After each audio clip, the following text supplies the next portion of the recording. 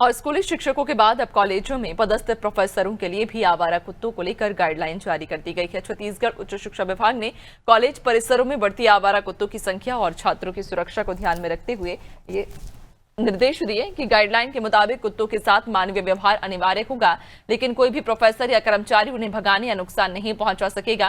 किसी भी तरह की समस्या होने पर नगर निगम या डॉग स्क्वाड को सूचना देना जरूरी होगा।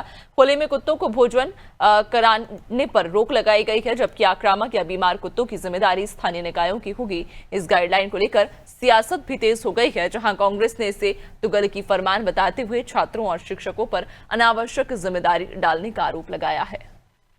देखिए, डॉग्स के विषय में जो प्रकरण है वो माननीय उच्चतम न्यायालय सुप्रीम कोर्ट तक पहुंच गया था। उन्होंने भी कुछ अपना गाइडलाइंस दी है। एक्चुअली एक हर व्यक्ति एनिमल लवर होता है और उसको होना चाहिए, क्योंकि वो भी उनमें भी जीवन होता है, उनको भी तकलीफ होती है। तो कभी कभी डॉग्स के साथ लोग बड़ी बेरहमी से पेश आते हैं, जो बिल्कुल गलत है।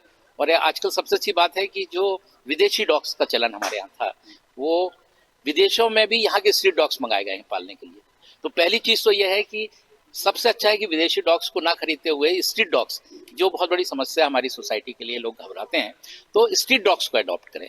तो स्ट्रीट डॉग्स को अडॉप्ट करने से उनकी प्रॉपर केयर होगी और उनकी संख्या भी कम होगी। फिर गवर्नमेंट को एक ऐसी नीति बनानी चाहिए कि जिस तरह से आप पोलियो ड्रॉप बच्चों को पिलाते हैं फ्री ऑफ कॉस्ट, उसी तरह डॉग्स का भी वैक्सीनेशन फ्री में होना चाहिए।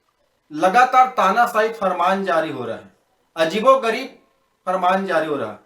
पहले स्कूलों के प्रधान अध्यापकों को कुत्ता की गिनती करने, कुत्ता की पहचान करने और कुत्ता भगाने का आदेश जारी हुआ।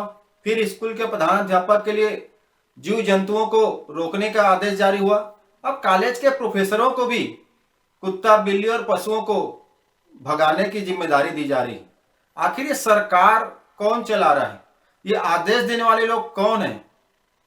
शिक्षा के क्षेत्र में जो काम करने वाले गुरुजन है, प्रोफेसर है, जिनका काम बच्चों को पढ़ाई कराकर उनके भविष्य को उज्जवल बनाना है, प्रदेश के भविष्य को स्थापित करना है, ऐसे में पढ़ाई कार्यों को छुड़ाकर उन्हें कुत्ता, बिल्ली, सांप, बिच्छू रोकने और गिनती करने की जिम्मेदारी देना हास्यास्पद है। ये सरकार आए बाय फैसला कर रही है और इससे शिक्षा प्रभावित हो रहा है।